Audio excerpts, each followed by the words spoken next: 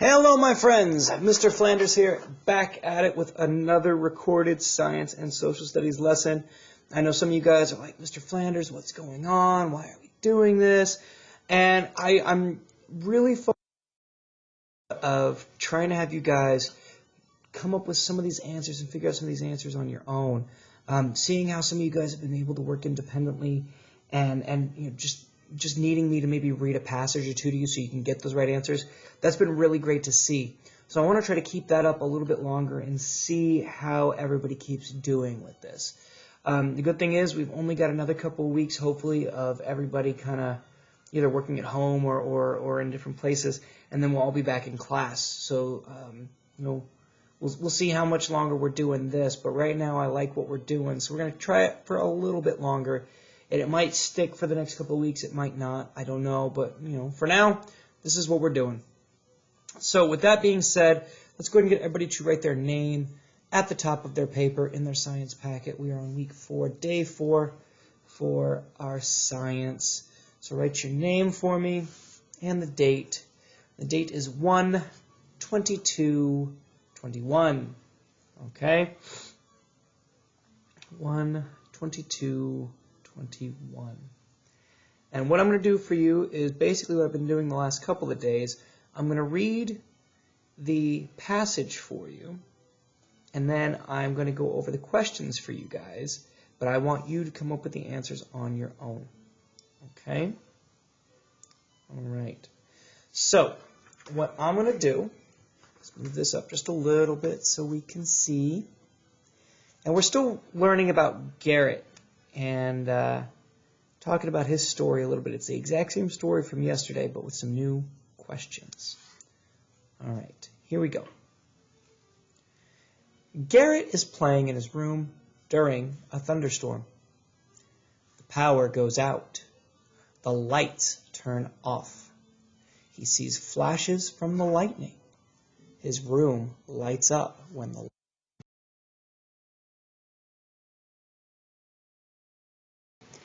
Garrett is playing in his room during a thunderstorm.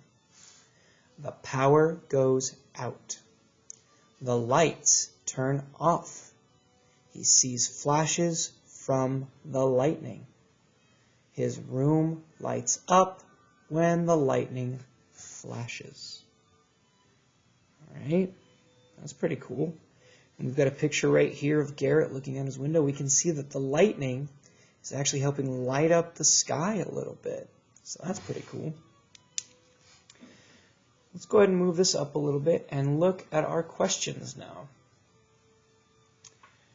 Question number 1 actually has to do with that lightning we just saw.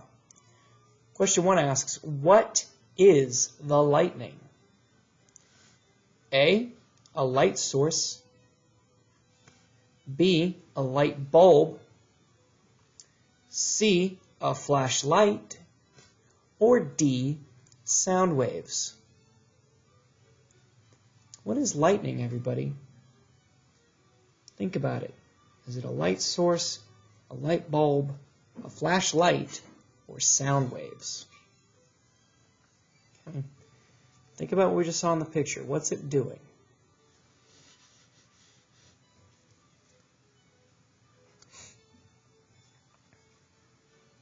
Okay, while you're finishing that up, I'm going to go ahead and move up our sheet a little bit more so we can take a look at question 2. As always, if you need to pause and take a minute to think about your answer, please feel free to pause the video and come back when you're ready. And in fact, in just a minute, I'm going to encourage that for this particular question. So this question is another one where we have to write our response. We have to write our answer. And the question asks, should Garrett use a flashlight or a nightlight to light his room? Why? Should Garrett use a flashlight or a nightlight to light his room? Why? Think about what's happening right now with the lightning happening right outside Garrett's house. It was flashing, there's a thunderstorm, and the power went out. So in this situation, with the power out in the house, should Garrett use a flashlight or a nightlight? Tell me why.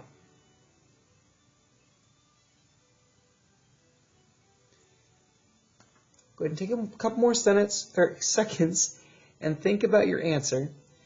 And then what I'm going to do while you're doing that is, again, encourage you to pause the video so you can write your answer out. There's no rush. But I'm going to take this and move on to our social studies activity. Okay.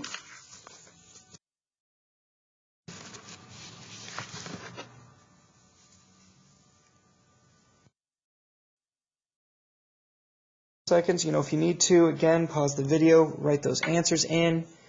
I don't want you feeling rushed at all, okay? There's no rush.